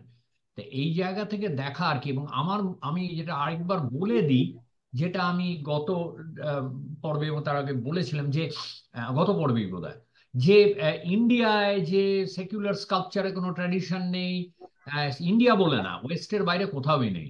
সেখান থেকে স্ট্যাচুর পরে এই যে স্কাল্পচারে যাওয়া, সেখানে বারবারা হেপওয়ার্থ, হেনরি মুরের একটা প্রভাব দীর্ঘদিন ওই জেনারেশনটার উপর কাজ করেছে। তারপরে এই যে 60-70-এর দশক থেকে কিন্তু স্কাল্পচারের যে নিজস্ব গতি সেই জায়গা থেকে কিন্তু ইন্ডিয়াতে এবং অন্যান্য জায়গাতেও, যে অন্যান্য দেশেও স্কাল্পচার কিন্তু নিজের জায়গা, মানে সেই দেশের যে মানে স্কাল্পচারের যে প্রয়াস নিজের জায়গা করে নিয়েছে। এটা মানে এত দিকে চলে গেছে স্কাল্পচার, এখন আর ওয়েস্ট ইস্ট ওরম ভাবে আলাদা করে ভাবার কোনো কারণ নেই। এবং আমাদের ঐতিহ্য, এইটাই আমার ভালো লাগে যেটা স্কাল্পচারের ক্ষেত্রে, যে ওই ঐতিহ্য নিয়ে যারা বেশি আহ, ইয়ে করে, বেশি রাতে ঘুম হয় না দেশজ কোথায় হচ্ছে, এটা পেন্টিং এর ক্ষেত্রে যত তারা বলতে পারে, স্কাল্পচারের ক্ষেত্রে বলতেই পারবে না। কারণ স্কাল্পচারে তো ধর্মীয় জায়গায় স্কাল্পচার হচ্ছে, তারপরে যে সেকুলার ট্রেডিশন ওয়েস্টের দিকে তাকিয়ে তারপরে নিজেদের মতো করে এই যে বড়দার একটা বড় রোল আছে সেখানে। 60-70-এর দশকে, 80-এর দশকে যে ভাঙা, এই জায়গা থেকে স্কাল্পচারের যে একটা ডিসকোর্সের যে নিজস্বতা, সেটা এই যে একটা এই যে সিউডো দেশপ্রেম যাদের, তাদের মুখ বন্ধ করার পক্ষে একটা ভালো যে বিমান সুন্দরমের প্রজেক্ট ইনস্টলেশন হিসেবে আনছে তো বিদেশে, পশ্চিমা দেশে, কিন্তু এটা বেঙ্গলের হিস্ট্রি, এটা পরিষ্কার ভাবে, যেটা পেন্টিং এর ক্ষেত্রে এস্টাবলিশ করাটা অনেক তো বিতর্ক থেকে যায়। এখানে আমার ধারণা কোনো বিতর্ক আর ওটাই কথা না। আজকে যেভাবে স্কাল্পচার বিভিন্নভাবে স্কাল্পচারাল ডিসকোর্স বিভিন্নভাবে আনফোল্ড করছে সারা দেশে, সেটা খুবই আশার কথা আর কি। এবং সেখানে অনেক কিছু পসিবিলিটি আছে, যেটা পেন্টিং এর ক্ষেত্রে ওইভাবে আমি পসিবিলিটি দেখতে পাই না। যদি দেশজই বলো নিজের ইয়ে নিয়ে করবো, পেন্টিং এখন একটা মিডিয়াম, স্কাল্পচার বা এইগুলোকে যদি ধরি, স্কাল্পচার যে সেলফ ডিকনস্ট্রাকশন, সেখান থেকে অনেক বেশি পসিবিলিটি আছে স্কাল্পচার। প্রশ্ন, ওই যেহেতু মানে এই হেমা উপাধ্যায়ের যে কাজটা, যেটা ধারাবি নিয়ে, সেটার টাইটেল কি ছিল জানো? 8x12। মানে 8 ফুট বাই 12 ফুট তার নাম।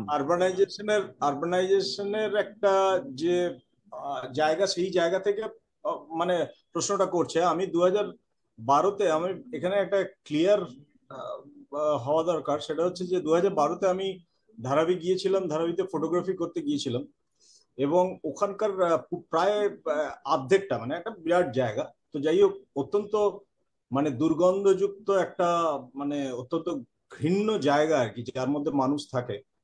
কিন্তু এইটা যে এখন যে মানে ব্যাপারটা চলছে যে আম্বানির হাতে তুলে দেওয়া হবে এবং জায়গাটাকে বিক্রি করে দেওয়া হবে, ওরা চায় না। কিন্তু আমি তখন আমার সাধ্যের মধ্যে দু চারজনকে যা জিজ্ঞেস করবার চেষ্টা করেছিলাম, যদিও আমাকে পরে শেষের দিকে মার খেতে হয়েছিল, কেননা ওরা বলেছিল যে তোমরা ছবি তুলে, যেটা হয় সমস্ত ট্রাইবাল এরিয়া বা একটু মানে তোমাকে আক্ষরিক অর্থে মার খেতে হয়েছিল? হ্যাঁ হ্যাঁ, মানে আমাকে আক্ষরিক অর্থে? হ্যাঁ আক্ষরিক অর্থে আমার গায়ে দু চারটে ঘুষি পড়েছিল। তো আমার বন্ধু ছিল ওই সুজয় সেন, তো ও আটকে দেয়। এখন ব্যাপার হচ্ছে যে সেই সময় ওরা যেটা আমাকে বলেছিল যে তোমরা এইটা নিয়ে বাইরে বিরাট ফলাও করে নানা রকম সমস্ত আমাদের দেশের এইসব কথা বলবে, আর এটা নিয়ে তোমার প্রচুর উপার্জনের জায়গা, তো এটা তোমাকে করতে দেবো না। তোমার প্রায় ক্যামেরাটা ভেঙে ফেলবার চেষ্টা করে। যাই হোক, কিন্তু ওদেরকে আমি চার পাঁচ জনকে যাদের জিজ্ঞেস করেছিলাম যে মানে এটা তোমাদের এইরকম ওখানে একটা একটা অবস্থা র্যাকেট আছে অনেকেরই। বেসিক্যালি, বুঝলি তো হ্যাঁ নব। এটা হ্যাঁ এটার অন্য কারণ আছে, এটা কারণ আছে, এটা একটা ট্যুরিজমের জায়গা কিন্তু। বিদেশ হ্যাঁ থেকে যারা আসে তারা ইন্টারনাল যে এজেন্ট আছে তাদেরকে পয়সা দিয়ে এন্টায়ার জায়গা ট্যুর করায়, এবং তারা ডকুমেন্টারি করে, অমুক করে, তুম করে, অনেক বড় একটা পয়সা তারা পায়। তুই পয়সা ছাড়া কাজ করেছিলিস, তোর যদি কোনো হ্যাঁ পয়সা হ্যাঁ, দেয়া থাকতো কোনো না না, জায়গায়, সেটা তো তাহলে 100 বার। ওইখানে ওইটা সেট হয়ে যেত বেসিক্যালি। সেটা এই যে ওই কম মরাল বেশি এরকম ভাবে, এসব কারণ গ্রাউন্ড ফাউন্ড এসব সমস্ত ঢপের ব্যাপার, জাস্ট পয়সা হ্যাঁ দে, হ্যাঁ কাজ ক্লিয়ার, হ্যাঁ, কারোর আমি কিছু আমি এসে যায় ওই না। জায়গাটা যাচ্ছি না, আমি যেটা মানে ওটা তো কম বেশি আছেই আমি জানি। কিন্তু আমি যেটা জিজ্ঞেস করেছিলাম, তো ওরা মানে তোমাদের এই ধরনের মানে তোমরা যে এই ছোট্ট জায়গার মধ্যে বসবাস করো, মানে তোমাদের তো এখন তো পরের জেনারেশন আস্তে আস্তে চাকরি করছে, তারা কোথাও আবার নতুন করে সেটেল করে যেতে পারো, তোমরা আরো ভালো করে একটা বড় ফ্ল্যাটে চলে যেতে পারো। অনেকেরই সেই সংস্থা মানে ভেতরে ভেতরে প্রচুর ওই সমস্ত হ্যাঁ, গোষ্ঠীর কোটি মধ্যে কোটি বড় টাকার বড় ব্যবসা টিভি। হয় ওখান থেকে, কোটি হ্যাঁ, কোটি টাকার সবচেয়ে ব্যবসা। বড়, কোটি কোটি টাকার ব্যবসা। সবচেয়ে বড় ব্যবসার জায়গা ওটা। তুমি হ্যাঁ, যা চাইবে তা ওখানে ম্যানুফ্যাকচার হয়, যা চাইবে, জাস্ট যা বলবে এক্স্যাক্টলি সেটা তোমাকে বানিয়ে দেবে, লেদার থেকে নিয়ে এই থেকে নিয়ে সব, কি নেই। এবং আচ্ছা পরের এইখানে দিকে একটা, আমি, হ্যাঁ বলে নে, আগে বলে নে। হ্যাঁ আপনি বলো। না না, অনন্ত তুমি যোশী থাকতো এখানে, অনন্ত যোশী যে স্কাল্পটার আর পেইন্টার যাই হোক, ও ওখানে থাকতো, মানে যে জিতিশের ক্লাসমেট ছিল আর কি। আর মনে হয় জিতিশের থেকে একটু বড় কি ওইরকম আশেপাশে ছিল। তো অনন্ত যোশী ওই রকম সাইজের একটা ছোট্ট খোপড়ি, যে খলি না কি বলে ওখানে, ওটার মধ্যে থাকতো। তারপরে তো অনেক বড় হয়ে যায়, অনেক কিছু বিশাল বিশাল স্কাল্পচার করে, অনেক রকমের কাজকর্ম করে। তো ওর থেকে শুনেছিলাম যে এই ছোট্ট সাইজের মধ্যে থেকে, মানে তার আমি গিয়ে থেকেওছি এরকম একটা জায়গাতে যেটার মধ্যে সমস্ত কিছু রয়েছে, মানে তোর তার মধ্যে বাথরুম থেকে আরম্ভ করে সমস্ত কিছু রয়েছে, জাস্ট তুই ঢুকবি আর শেষ ব্যাপারটা। এরকম জায়গায় আমি ওখানে রাত কাটিয়ে এবং হ্যাঁ, থেকেছি 2-3 দিন। হ্যাঁ না আমার যেটা কথা হচ্ছে যে এই যে ওরা অন্য জায়গায় যেতে চায় না, এবং পরবর্তীকালে আমি নেহরু প্লেসে, মানে আমি এটার সঙ্গে আর একটা যোগ করছি, যেটা হচ্ছে নেহরু প্লেসে, এই নেহরু সেন্টারে যখন আমি শো করছি, তখন ওই নেহরু সেন্টারের পেছনে একটা নেহরু সেন্টার ইটসেলফ, ওই পুরো সারাউন্ডিংটাই একটা বড় বস্তি ছিল, এবং সেখানে ওদেরকে সরিয়ে দিয়ে পেছনে প্রচুর রিয়েল এস্টেট হচ্ছে। কিন্তু ওখানে পরে সিস্টেম হয়েছিল যে যে রিয়েল এস্টেট যেখানেই হোক না কেন, বস্তির যেভাবেই থাকুক না কেন, তাদেরকে রিহ্যাবিলিটেশনের জায়গাটা করতে হবে। ওরা যেটা করেছিল ব্যবস্থা, যে ওই এরিয়ার মধ্যে ওদের জন্য আগে একটা ছোট ছোট ঘর বানানো হবে এবং সেখানে ওদের থাকতে দেওয়া হবে, এবং ভবিষ্যতে যদি ওরা চায় একটা মিনিমাম টাকায় সেটা কিনে নিতে পারে। কিন্তু ওরা ওখানে থাকতে চায় না, ওরা বিক্রি করে অন্য জায়গায় চলে, মানে সেই আবার বস্তিতেই যায়। এবং এই ধারাবির এই লোকগুলোর সঙ্গে এই কথাটার একটাই আমি কানেকশন খুঁজে পেয়েছিলাম, যে এরাও যেতে চায় না, এরা ওখানেই থাকতে চায়, বড় হয়েছে এ হয়েছে কষ্টের মধ্যে সবকিছু। কিন্তু আমরা বাইরে থেকে গল্প লিখি, সাহিত্য লিখি, সেটাকে নিয়ে দুঃখের কথা বলি, আমাদের ভারতবর্ষের এই দৈনন্দিন অবস্থা, অর্থনৈতিক বিপন্নতা, অমুক তমুক এত কথা বলি।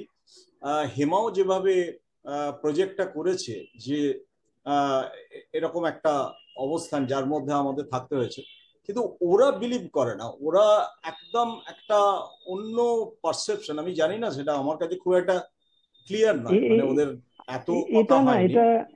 এটা ঠিক একটা পার্টিকুলার সেকশনকে ধরে তুই বুঝতে পারবি না, অনেক মানে কমপ্লেক্স একটা ব্যাপার, এর মধ্যে অনেক রকমের ব্যাপার আছে। আমার এটার মধ্যে রাজনীতি আছে, এই আছে সেই আছে, নানা লোকের নানা রকমের উদ্দেশ্য আছে এটাকে টিকিয়ে রাখার পিছনে। এখানে যারা থাকছে তারা ট্যাক্স ছাড়া অনেক কিছুকে মানে ম্যানেজ করতে পারছে, তাদের বিজনেসের খরচাতে অনেকটা তারা সাশ্রয় করতে পারছে। অধিকাংশেরই দেখবি হয়তো তার নিজের বিজনেস না, তাদের বসানো আছে, তারা জাস্ট কারিগরকে ওখানে অ্যাপয়েন্ট করে রেখেছে, বিজনেস করছে।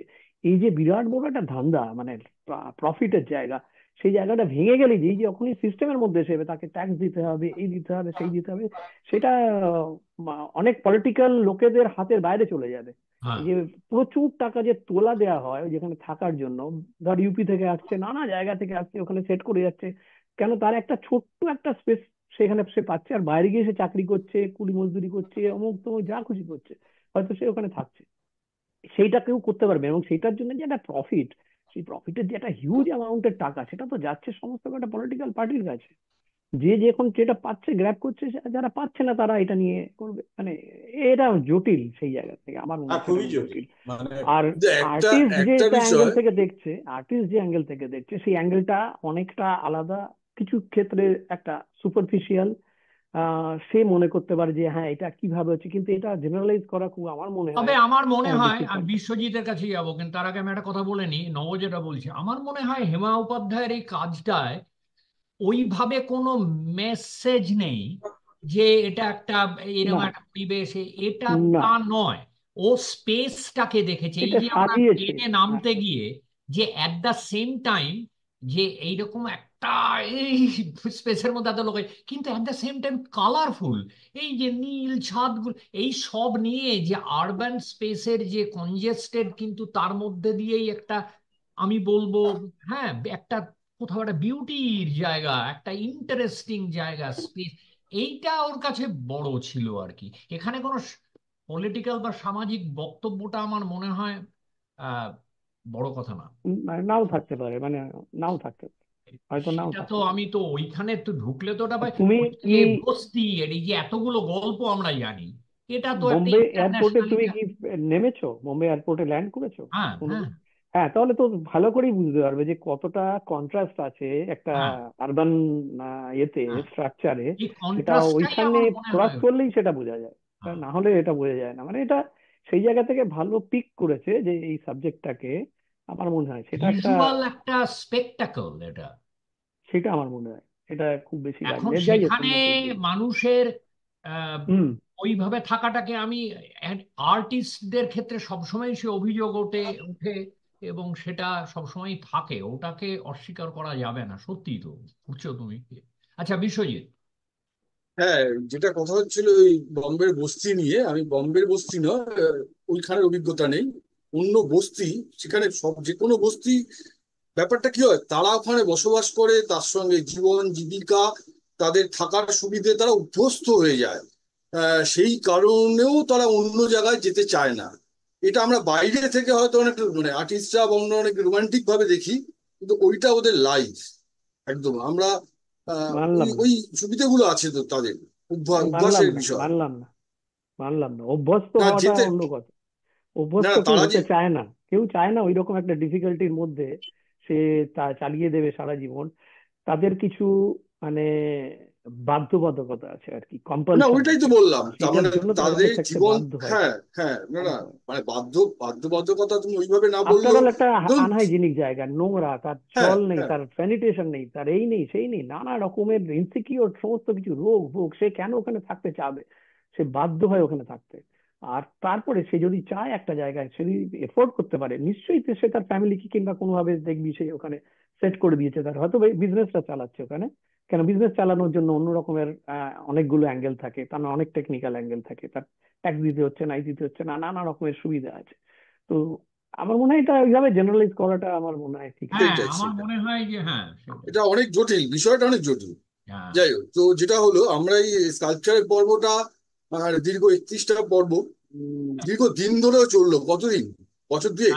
বছর দুয়েক না হলো দেড়েক তো হ্যাঁ হবে। হ্যাঁ। Last তো এক এক বছর আহ, আমরা একটা আচ্ছা, বিরাট, আমরা কি ইয়েকে দেখানো হয়েছে আগেরটায় এলেন তাল্লুর কিংবা হ্যাঁ হ্যাঁ হ্যাঁ হ্যাঁ আমি আমি তার মিস করে গেছি, নবীন থমাস বলে একটি ছেলে যার কথা আমার আমি বলতে মেনশন করতে ভুলে গেছিলাম। নবীন থমাস ব্যাঙ্গালোরের, ওর স্কাল্পচার আর ওর যে সাউন্ড ইনস্টলেশন এইগুলোকে নিয়ে ওর যে কাজ, ওর খুব হাই লেভেলের হাই হ্যাঁ, ইন্টেলেকচুয়াল এই লেভেলের মুশকিল কাজ ওর হচ্ছে কাজ। এগুলো তো একটা আমি অবজেক্ট মেনশন নয়, করতেই ভুলে এখানে গেছিলাম, গিয়ে না আমার দেখলে। হঠাৎ মনে পড়লো যে সাংঘাতিক পাওয়ারফুল। এখানে ওই জিতিশ আর এদের স্ট্যান্ডার্ডে ও পেয়েছিল ওই এবারে স্কোডা অ্যাওয়ার্ডটা, এতে পেয়েছিল আর্ট ফেয়ারের সময় 2014 কি 13 এরকম হবে আর কি, আচ্ছা বিশ্বজিৎ, এরকম শেষ করে সময়। নাও হ্যাঁ। হ্যাঁ, তো সব মিলে সরি। সব মিলে এই পুরো ব্যাপারটা আমাদের একটা খুব লম্বা একটা জার্নি হলো, আমরা অনেক কিছু জানলাম, অনেক দিকের বিষয়। তো এইবার এখানে আচ্ছা, আর একটা হচ্ছে আজকের আজকের পর্বটা আহ ভীষণভাবে প্রাসঙ্গিক। কলকাতায় এই মুহূর্তে যে প্রতিবাদ আন্দোলন চলছে যে বিষয়গুলো নিয়ে, সেই সমস্ত জায়গা থেকে আজকের পর্বটা কিন্তু ভীষণভাবে প্রাসঙ্গিক। ওই ভাবনা, ওই জায়গা থেকে দর্শকের সুবিধা হবে, দর্শকের জন্য ভালো হবে নিশ্চয়ই। আর তো এইটা আচ্ছা, আর একটা কথা শুনুন দাদা, এইখানে তুমি আমাদের ব্যক্তিগতভাবে এটা বলেছিলে, এখানে একটু দর্শকের কাছে ক্লিয়ার করে দাও, কারণ ওই দর্শক কেউ এরকম জিজ্ঞেস করেছিল পেন্টিং নিয়ে এরকম একটা বড় হ্যাঁ পর্ব এরকম, হ্যাঁ, এটা সেটা কেন বলে করা দিচ্ছি। যায় না, ওই জায়গাটা ক্লিয়ার করে এটা দাও। আমি আগেও বলেছি। আগে আসলে মুশকিলটা হয় কি, আমাদের দর্শকেরা অনেকেই আধা খ্যাপচা করে দেখে জিনিসগুলো। হ্যাঁ, এখানে একটু দেখলো, ওখান থেকে একটু খাবলা মেরে মেরে দেখে। এটা আর আগে যেটা দেখেছেন সেটা মাথায় থাকে না। এটা আমি আগে অনেকবার বলেছি, এই প্রোগ্রামের শুরুতেও বলেছি যে পেন্টিং নিয়ে এটা করা যাবে, একটা ফটোগ্রাফি নিয়ে করুন। এই অনুরোধগুলোর মধ্যে কোনো খামতি আছে বলছি না, ঠিক আছে, অনুরোধগুলো হতেই পারে, ফটোগ্রাফি নিয়ে এটা করা যেতেই পারে, বা পেন্টিং নিয়ে এটা করা, কিন্তু এই স্কাল্পচার নিয়ে এটা করার পিছনে উদ্দেশ্যটা ছিল অন্য। যে স্কাল্পচার আজকে মাধ্যম নয়। একদিকে স্ট্যাচু চলে আসছে, যেটাকে আমি আর্ট বলবো না বা কি বলবো সেই নিয়ে একটা বিতর্ক। তারপর থেকে যে স্কাল্পচার, যে সেলফ ডিকনস্ট্রাকশন, এটাকে দেখানোর জন্যেই পেন্টিং নিয়ে বা অন্য যে কোনো মানে লিনিয়ার যে সরল রৈখিক ইতিহাস, সেটা তো করা যেতেই পারে, কিন্তু সেটা আমার কাছে ইন্টারেস্টিং না। সেটাতে একটা বড় মোটা বসে বই পড়লেই হবে। বা অনেক ভিডিও আছে এরকম যে পেন্টিং এর হিস্ট্রি যুগ অনুযায়ী বা কিন্তু আমরা স্কাল্পচারটা যে যে কারণে এবং যেভাবে করলাম, যে জিনিসগুলো মাথায় রেখে, সেটা অন্য কোনো মাধ্যমের ক্ষেত্রে সম্ভব নয়, কারণ তার ইতিহাসটা ওরকম নয়। আজকে দিনের শেষে একজন বলতে পারে আমি পেন্টার, আমি বাড়ি গিয়ে ওয়াটার কালার করব, কিন্তু দিনের শেষে একজন বলতে পারেন আমি স্কাল্পটার, আমি বাড়ি গিয়ে ব্রোঞ্জ কাস্টিং করবো, বলতেই পারে, কিন্তু সে কথাটার কোনো মানে হয় না। এই যে তফাৎটা পেন্টিং এখনো, তার মানে পেন্টিং এর লিমিটেশন না, পেন্টিং এর ওটাই ব্যাপার। পেন্টিং এর তেমনি পেন্টিং ভাঙে না, ওইভাবে ভাঙে না। পেন্টিং এর সেই যে একটা আঁখ দিলাম, তার যে একটা অথেন্টিসিটি, তার যে একটা ইন্টিমেসি, একটা টোটাল ফিকশন তৈরি হচ্ছে একটা জিরো থেকে, সেটা তো পেন্টিং এর চিরকাল থাকবে, ডিজিটালি হোক আর যাই হোক। আহ, সেটা তো টুকরো টুকরো ভাবে আমাদের অন্য প্রোগ্রামে আসে, কিন্তু স্কাল্পচারের একটা অদ্ভুত ব্যাপার যে ভাঙতে ভাঙতে, এবং এটাতে আরেকটা জিনিস, যে যে আগে যেটা বললাম, যে এই একটা ব্যাপারে ওই যে না ওটা পশ্চিমের আমাদের না, এটা বলতে পারবে না। এই যে একটা সিউডো দেশজ দেশজ করে আর্ট নিয়ে, তারা এটা পেন্টিং এর ক্ষেত্রে তারা অনেক সময় এটা বলে, কিন্তু স্কাল্পচারের ক্ষেত্রে বলতে পারবে না, কারণ শুরু হয়েছিল ওয়েস্টের দিকে, তাছাড়া উপায় ছিল না। কিন্তু তারপরে আজকে যে এই যে এদের যে কাজ, এটা তো ইন্ডিয়ান। এই যে ইন্ডিয়ান কোথায় হচ্ছে, এইটা এত বিরক্তিকর একটা ডিসকাশন। কিন্তু এই স্কাল্পচারের ক্ষেত্রে সেটাকে সহজেই দেখানো যায়।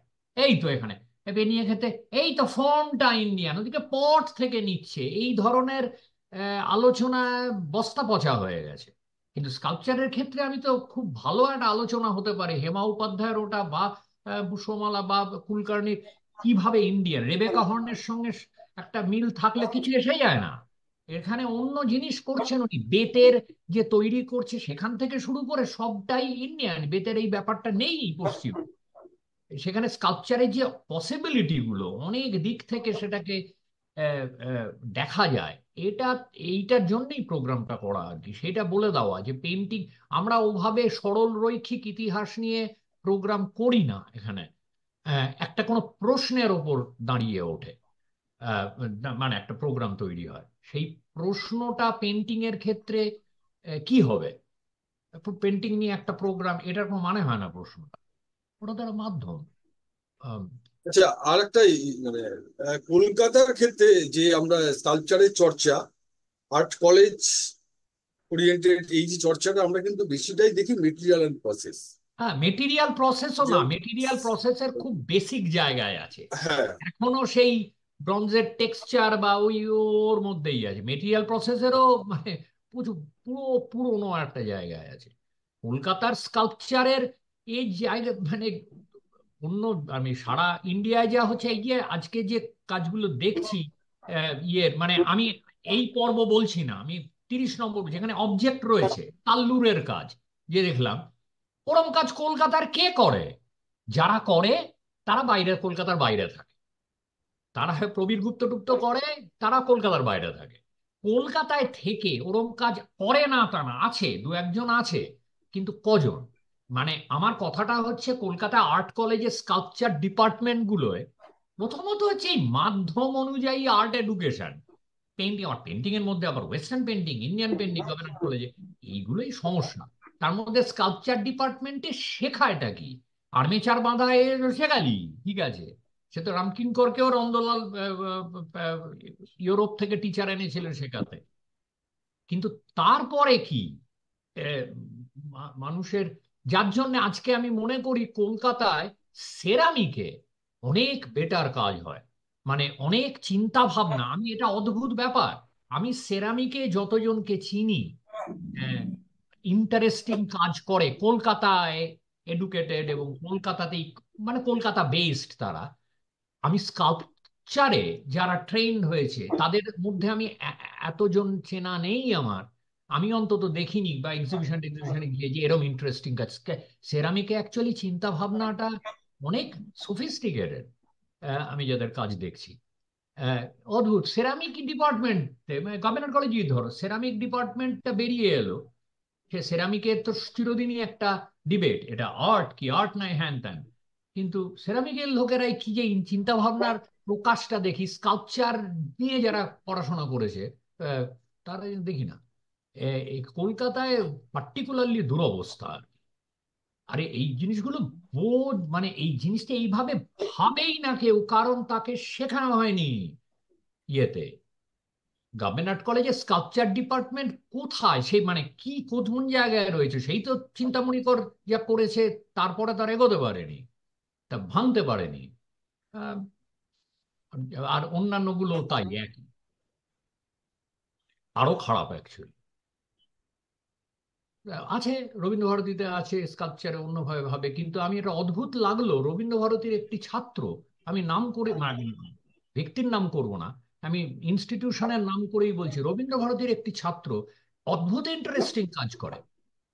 হ্যাঁ, তার কাজ দেখে আমি তাকে জিজ্ঞাসা করেছিলাম, সে কিন্তু রবীন্দ্রভারতী থেকে ব্যাচেলার্স করেছে, শান্তিনিকেতন থেকে মাস্টার্স করেছে স্কাল্পচারে, অথচ সে যে কাজগুলো করছে, এই যে বড় একটা চিরুনি, হ্যাঁ পেপার মেশে দিয়ে কাজ করে, বড় একটা চিরুনি, তাতে তার লেগে রয়েছে, চুল লেগে থাকার, এই যে ব্যাপারগুলো, হ্যাঁ একটা কাঁঠাল, বিশাল কাঁঠাল তার হাত বেরিয়েছে। আমি তাকে জিজ্ঞাসা করেছিলাম যে এই স্কাল্পচার, এই ধরনের স্কাল্পচারের উৎপত্তি কোথায়, আহ, মানে পশ্চিমে, এবং এই ধরো ক্লাইজ ওল্ডেনবার্গ, সে নাম শোনেনি, এবং তাকে আমি দোষ দিই না। এবং রবীন্দ্রভারতীতে যারা তার স্কাল্পচারের টিচার, আমি ভাবতে পারিনি তাদের মধ্যে একজন দুজন অন্তত এই নামটা তার কাছে পড়বে না। সে একটা সাইকেল করেছে পেপার মিশে দিয়ে, সাইকেল পুরো রিয়েলিস্টিক সাইকেল, সাদা রঙ, মানে এই যে ব্যাপারগুলো, এগুলো যে ডিপ মানে পপ থেকে এসছে, বা তাকে সে হাঁ করে শুনছে সে আমার কথা, সে বলছে আমায় কেউ কোনোদিন বলেনি। এইটা হচ্ছে সমস্যা, এমন নয় যে লোক নেই বলা, কিন্তু সে বলে না, বলেনি। এবং শান্তিনিকেতনে সে মাস্টার্স করেছে স্কাল্পচার নিয়ে, অথচ সে ক্লাইস ওল্ডেনবার্গের নাম আমার কাছ থেকে প্রথম শুনলো। কি বলবো? আর এইটা সমস্যা পশ্চিমবাংলায়। সেই জায়গায় বড়দা যে এত মাসল ফোলায়, আরে কারণ আছে, আমি তো আগের দিনই বললাম। বড়দায় যে ফ্রি থিঙ্কিং এর যে খুলে দেওয়া, যার জন্য আমরা কলেজে বলতাম ও ওরা ওয়েস্টার্নাইজড, আমরা ফালতু কথা এগুলো। বড়দায় যে খুলে দেওয়া, এই যে এই যে পুষ্পমালারা যখন পড়েছে, ও বাই দ্য ওয়ে, এই এই কুলকার্নি, উনি বরোদা, মানে ওর একেবারে সোনায় সোহাগা, বরোদা, শান্তিনিকেতন আর যে যে স্কুল, তিনটের তে যুক্ত, মানে পড়েছেন। যে মানে ইন্ডিয়া যে প্রাতিষ্ঠানিক জায়গায়, তিনটে জায়গা থেকে, মানে ওর একদম মানে সমস্ত ব্র্যান্ড রয়েছে ভেতরে।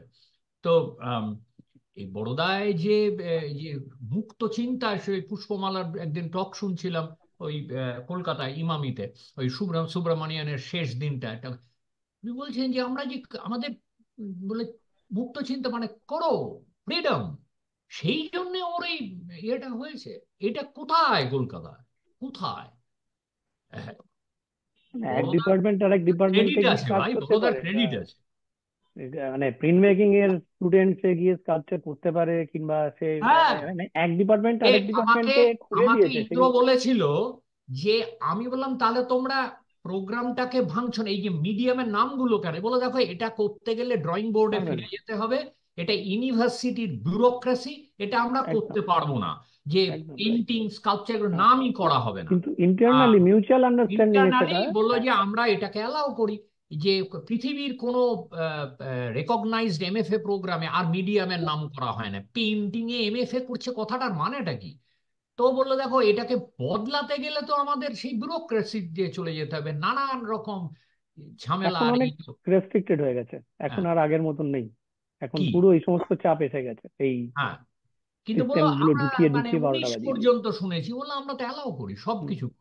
হুম। এই এই যে মুক্ত চিন্তা, এটা ইভেন শান্তিনিকেতনে আমি বলবো এই মুক্ত চিন্তার জায়গাটা এখন জানি না, কিন্তু আর কিছুদিন আগে একটা তো একটা অদৃশ্য ইয়ে ছিল, সেই ওপর থেকে রামকিঙ্কর দেখছেন, নন্দলাল দেখছেন টাইপের ব্যাপার। আর রামকিঙ্করই তো মুক্ত চিন্তার ব্যাপার, কিন্তু সেটাকে তো একটা ইনস্টিটিউশনাল জায়গা, জানি না, মানে বড়দার ক্ষেত্রে একটা ফ্রি, মানে সেই নাসরিন মোহামেদি ইয়ে তোমার আহ, সব গুলাম মোহাম্মদ, এদের যে জায়গাটা, যে ফ্রি থিঙ্কিং, এইটা একটা বড় ক্রেডিট আছে বড়দার। বড়দা, আমরা ভাবতাম যে ওই গুজরাটে একটা স্মল টাউনে এরকম একটা কারণ আছে, এ আর কারণ সেটার মধ্যে একটা বড় কন্ট্রিবিউশন হচ্ছে যে যত সিনিয়র আর্টিস্টরা ওখানে থাকেন, তাদের যে ডিরেক্ট ইনভলভমেন্ট, স্টুডেন্ট কিংবা নতুন যারা পাস করে বেরোচ্ছে তারা যেতে পারে, অ্যাক্সেস রয়েছে, তারা কাজ দেখাতে পারে, তাদের সঙ্গে তারা কথাবার্তা বলেন, জায়গা। এটা তুমি এক্স্যাক্টলি। কলকাতায় ভাবতে পারবে আমি কোনো টক একটা দিতে গেছি, আর্টিস্টকে? আমাকে বললো পরের দিন ওই গ্র্যাজুয়েট স্টুডেন্ট স্টুডিওতে গিয়ে এক একজনের সঙ্গে কথা বলা। আরে বাবা, এর নানান ধরনের কাজ করছে, এ করছে, কলকাতার ছেলেও রয়েছে, রবীন্দ্রভারতী থেকে পাশ করে গেছে। এই প্র্যাকটিসটা কোথায়? আর শান্তিনিকেতনে বোধহয় ডিসকাশন আছে, আর কোথায়?